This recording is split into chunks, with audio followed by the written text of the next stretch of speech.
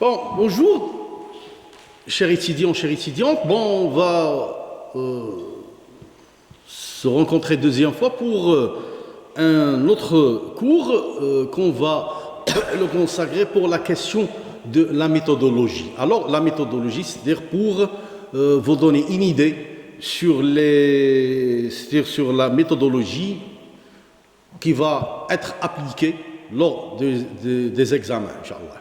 Alors, vous savez, l'importance de la méthodologie, c'est pas seulement pour les examens, mais la méthodologie, bien sûr, dans le cadre de la recherche scientifique, bien sûr, il occupe une place prépondérante. Bien sûr, il faut, bien sûr, avoir et acquérir les mécanismes de la méthodologie pour essayer d'analyser et pour apprendre à analyser les dissertations. C'est-à-dire, comme on va commencer, bien sûr, vous êtes actuellement au cycle de la licence, c'est-à-dire vous préparez au niveau méthodologique, Inch'Allah, au niveau du master et aussi au niveau du cycle de doctorat pour avoir les outils et les mécanismes pour analyser les sujets des examens après les PFE, c'est-à-dire les mémoires de fin d'études au niveau de la licence, au niveau du master, et aussi les thèses de doctorat. C'est-à-dire la méthodologie, elle est très très importante. Alors, pour notre matière droit des marchés publics, on va essayer de vous donner une idée générale sur la méthodologie. Par exemple, on va choisir le type de la dissertation. Par exemple, on a parlé par exemple, de premier axe, par exemple, les modes ou bien la classification, ou bien quels sont les critères de classification des marchés publics. C'est-à-dire le premier axe qu'on a travaillé ensemble. Bon, on a travaillé les autres axes aussi, mais on va par exemple aujourd'hui choisir le premier axe qui est la classification des marchés publics selon les critères. Alors, c'est-à-dire, on va poser la question et on va essayer de répondre d'une manière méthodique en utilisant la méthodologie qui est très connue pour répondre à cette question. Alors, par exemple, on va poser la question, c'est pas directement, mais c'est pas seulement quels sont les critères de distinction des marchés publics. Bon, ou bien essayer de traiter les critères de classification des marchés publics. Alors, devant cette question, qu'est-ce qu'on va essayer d'élaborer premièrement? C'est l'introduction.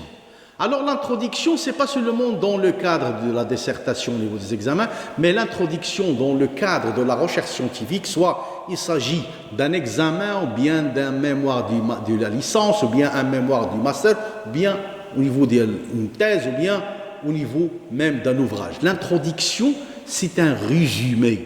L'introduction, c'est l'image du chercheur. Alors, une fois que tu vas réussir à élaborer une introduction, tu vas bien sûr faire une sorte d'attractivité au lecteur. Soit il va continuer, terminer la lecture de votre travail, ou bien il va s'arrêter.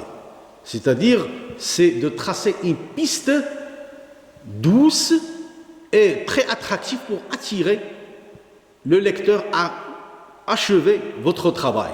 C'est-à-dire, vous êtes encore des étudiants, à travers la copie de votre examen, vous allez essayer d'élaborer une introduction, selon les conditions que je vais vous citer. Vous allez attirer le professeur qui va faire la correction, à corriger correctement, et il va l'attirer à continuer et à lire attentivement votre copie en commençant par l'introduction. Alors, l'introduction à travers le sujet qu'on a proposé, quels sont les critères de classification des marchés publics?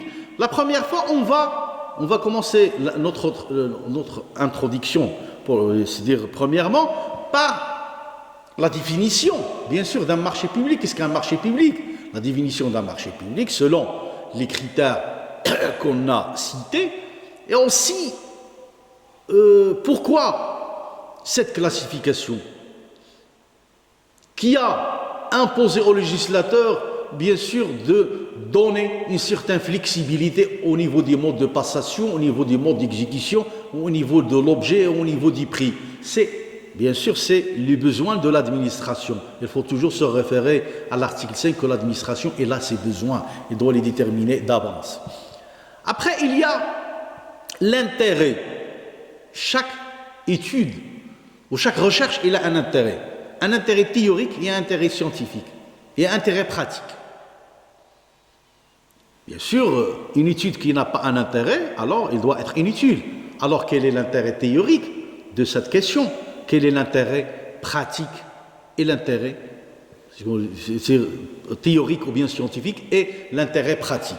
Bien sûr, l'intérêt théorique, bien sûr que la réponse à cette question, il s'inscrit dans le cadre, bien sûr, de la conceptualisation des contrats des marchés publics et aussi l'exécution des politiques publiques et que les marchés publics, bien sûr, sont des modes ou bien des canaux de la transposition des politiques publiques qui reflètent, bien sûr, les besoins de l'administration.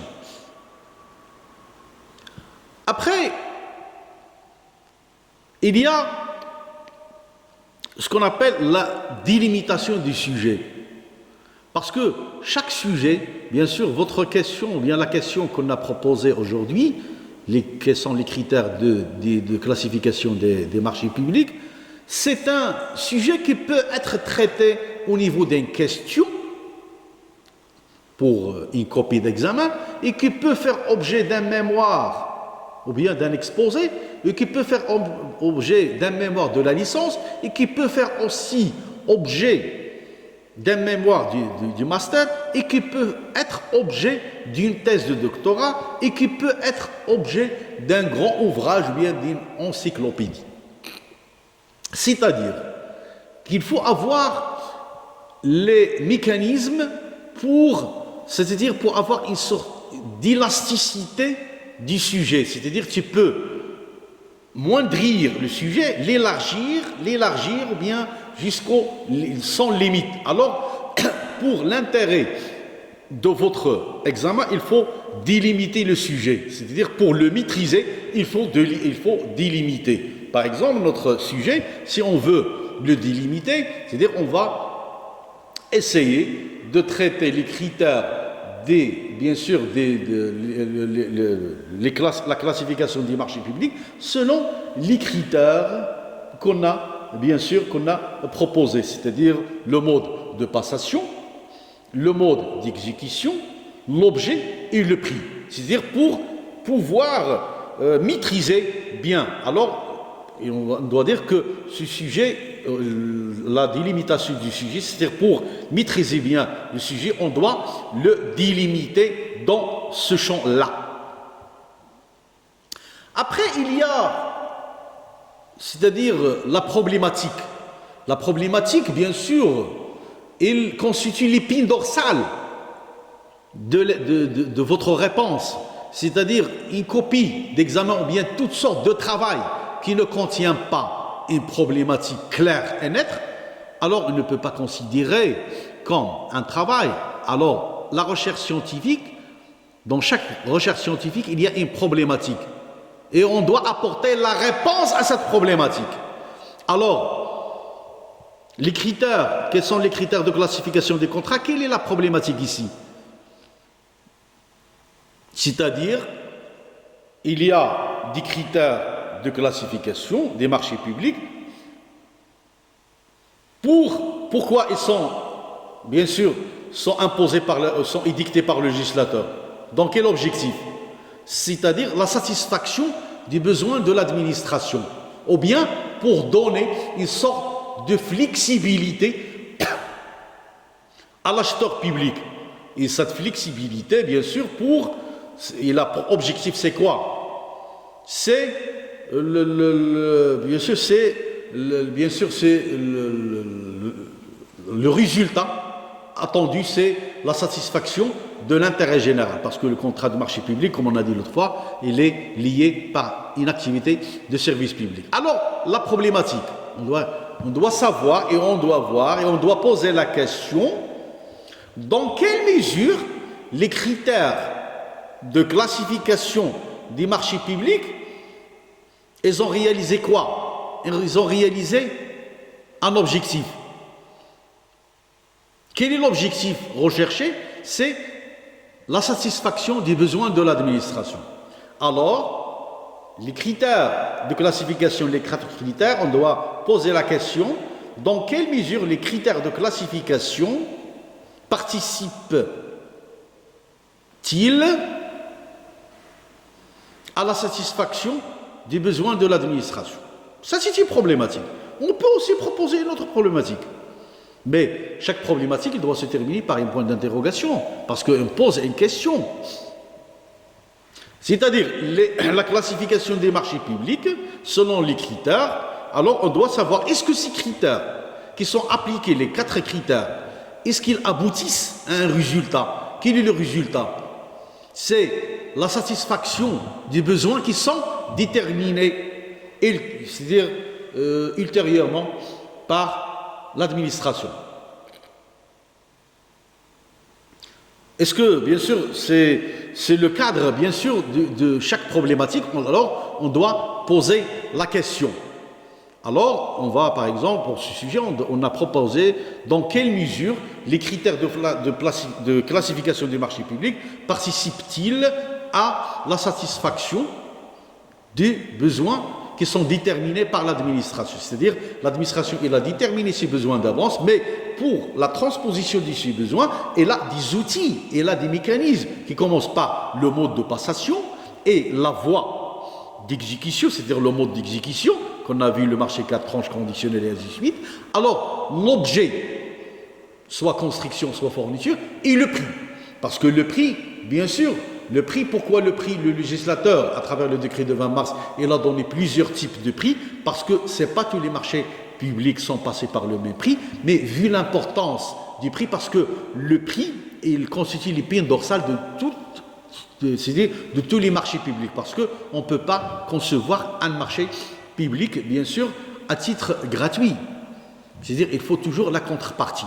Alors, tous ces modes, toute cette flexibilité, l'acheteur public, il a la possibilité de recourir au niveau des modes de passation. Il y a plusieurs modes. Au niveau du mode d'exécution, il y a plusieurs types de modes. Pour l'objet, il y a plusieurs types d'objets. Pour les prix, il y a plusieurs versions de prix. Même il y a une possibilité de la révision des prix pour sauvegarder toujours l'équilibre financier des contrats.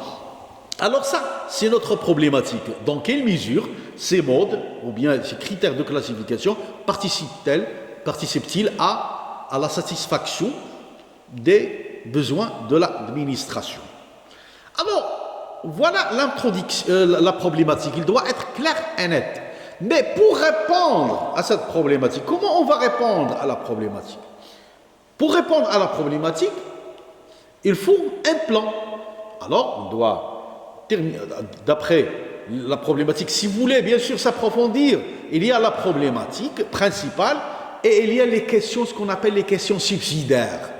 Des petites questions qui sont assorties de la problématique principale. Mais, on doit, bien sûr, terminer notre introduction par quoi? C'est-à-dire pour répondre à cette problématique, ou bien on va essayer de répondre à cette problématique, ou bien on va essayer de répondre à la problématique qu'on a proposée selon le plan suivant. Et vous allez lancer le plan. La première partie, ou bien le premier chapitre, on va le réserver pour traiter tel sujet ou bien tel titre.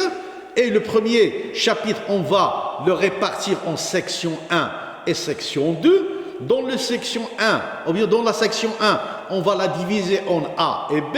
Et la section 2 en A et B. Dans le deuxième chapitre, on va le consacrer pour traiter tel et tel et tel.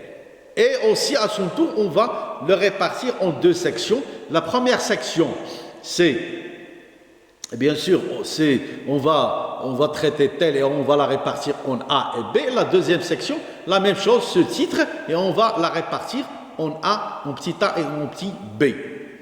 Alors, je pense, à travers cette méthodologie, bien sûr, toutes sortes de lecteurs, c'est-à-dire soit professeur, soit bien chercheur, il va lire attentivement votre introduction, il va avoir une idée d'avance sur votre travail. Parce que l'introduction, comme je viens de dire, c'est une sorte de miroir, c'est-à-dire de l'individu, soit étudiant, soit chercheur au niveau du master, soit chercheur au niveau du doctorat. C'est-à-dire l'introduction, il occupe une place très importante, une place prépondérante dans toutes sortes de recherches scientifiques.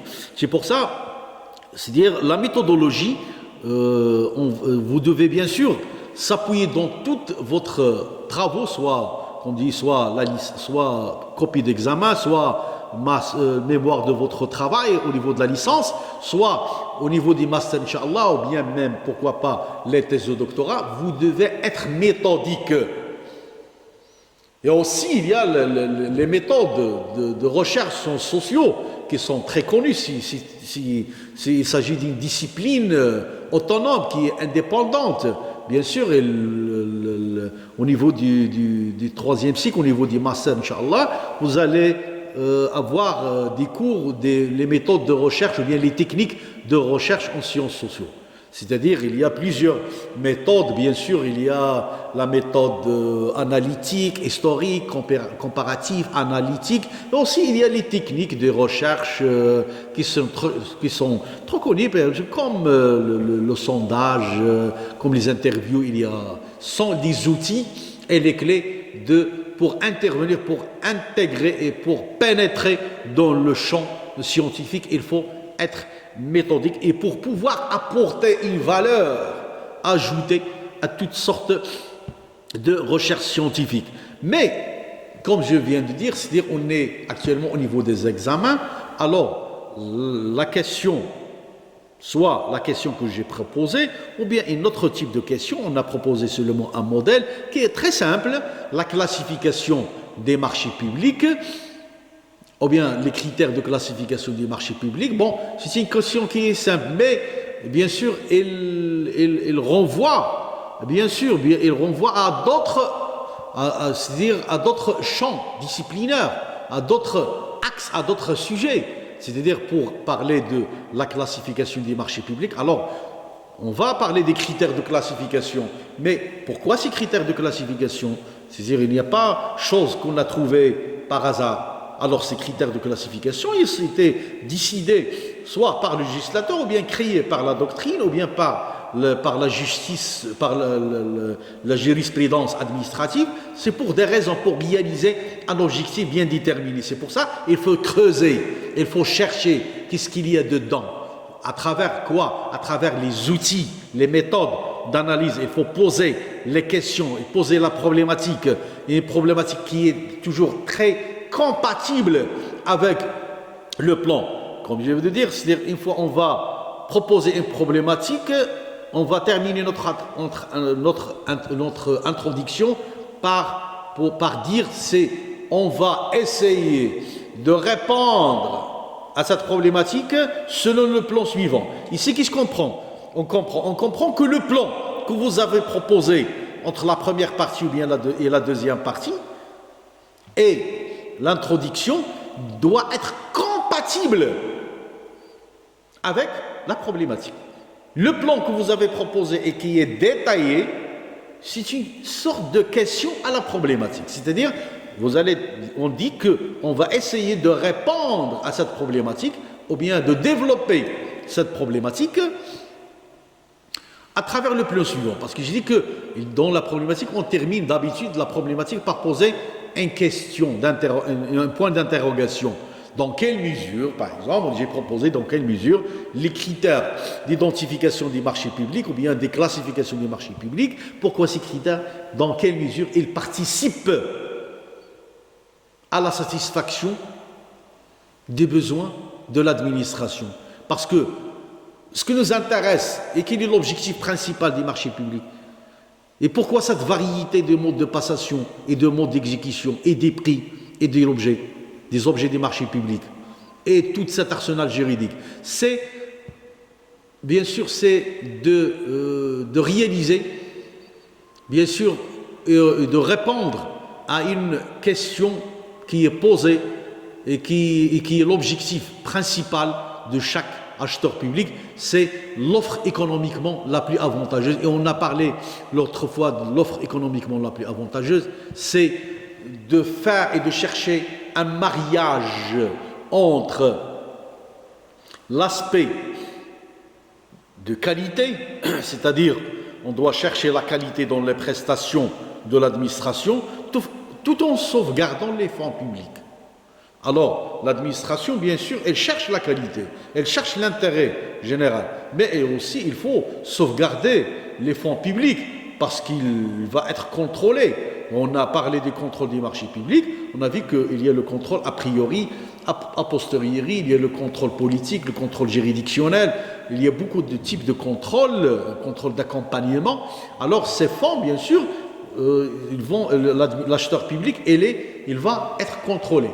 C'est-à-dire, c'est pour ça que le législateur il a mis à la disposition de l'acheteur public, c'est-à-dire plusieurs types de modes de passation. On a vu le mode l'appel d'offres restreint, ouvert, avec présélection, le marché négocié, la bande de commande, le concours et aussi il y a les prestations architecturales et tout ça. Le mode d'exécution, on a vu plusieurs modes, de l'article 6 jusqu'à l'article 10, par ces 4 tranches conditionnelles à l'outil reconductible, conception, réalisation. Les prix, il y a plusieurs types de prix, et aussi l'objet, il y a plusieurs types d'objets. L'objet, il va être compatible avec les besoins de l'administration. Mais la question qui se pose, c'est-à-dire que c'est cette flexibilité au niveau du choix. Malgré que l'acheteur public, il n'a pas vraiment l'entière liberté de choisir, mais il a le droit de recourir, mais à condition de remplir les conditions. Par exemple, pour choisir le mode de passation appel d'offres négocié, il faut des conditions. Avec présélection, il faut des conditions. La bande de commande, il faut des conditions. Et aussi pour exécuter selon le mode du marché 4, il faut des conditions qui sont citées par exemple par l'article 6. Alors, il y a des conditions qui doivent, parce que toutes ces conditions doivent être obligatoirement respectées par l'acheteur public. Alors, une fois que ces conditions ne sont pas respectées, alors elles vont être sanctionnées par le juge administratif étant que juge de la légalité. Alors, la question de la problématique, elle est très importante. Alors, bref, on va essayer de donner d'une manière chronologique notre sujet. Alors, on va commencer par la définition, bien sûr, des marchés publics et aussi faire un rappel de l'importance du marché public, qu'est-ce qui constitue le marché public, pourquoi, c'est-à-dire les marchés publics, bien sûr, qu'est-ce qui constitue dans la matérialisation. Bien sûr, si vous voulez se développer, bien sûr, qu'est-ce qui constitue au niveau de développement ou bien de l'investissement public.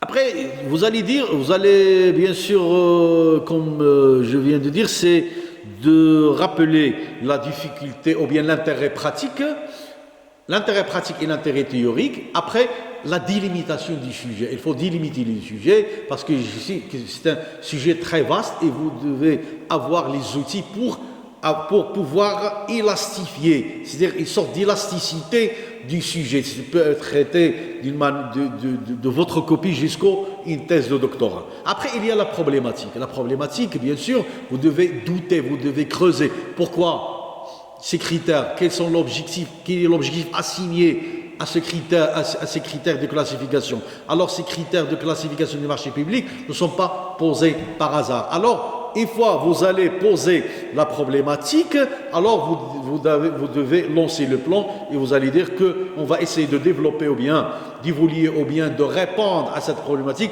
selon le plan suivant. Alors le plan proposé, bien sûr, vous allez lancer le plan dans votre copie, mais vous allez le détailler dans votre copie. Bien sûr, il va répartir en 2 chapitres et dans chaque chapitre, il y a des sections. Si vous voulez, bien sûr, le répartir en 2 parties. Première partie contient 2 chapitres, deuxième partie contient 2 chapitres et dans chaque chapitre, il y a des sections. Si vous voulez, bien sûr, dans chaque section, si vous voulez détailler le sujet, dans chaque section, il y a 10 sous-sections. Si vous ne voulez pas faire la sous-section, dans chaque section, il y a un A et il y a un B. Mais, c'est-à-dire, en termes de conclusion, je peux vous dire, c'est-à-dire, avant de vous quitter, que c'est-à-dire l'importance des examens, que le plan doit être compatible avec une problématique et que la problématique, le plan doit répondre à la problématique. C'est-à-dire on va pas sentir qu'il y a une sorte de contradiction entre la problématique proposée avec le plan que vous avez proposé pour répondre à cette problématique. Il y a, bien sûr, vous allez essayer le minimum du minimum de choisir une problématique qui est très claire et nette, et le plan proposé pour répondre à cette problématique, à son tour, il doit être compatible avec la problématique. Bon, tout ce que je peux vous dire au niveau de la méthodologie des examens, je vous souhaite, Inch'Allah, bonne chance et bon courage. Il faut se référer au cours qu'on a donné. Alors, il faut faire, bien sûr, un rappel au niveau de tous les actes, de premier acte, deuxième, troisième, quatrième acte qu'on a étudié ensemble. Bien sûr, la classification, l'exécution, l'aspect procédural, les modes alternatifs de règlement des litiges et le contentieux dans le cadre des marchés publics, soit accès de pouvoir et responsabilité contractuelle administrative. Et la question, il va être claire. Alors, vous devez bien lire la question des examens et faire sortir une problématique nette, claire et nette, et proposer un plan qui est très compatible avec la problématique pour avoir une réponse très cohérente et très nette et très lisible. Et je vous souhaite bon courage et bonne chance.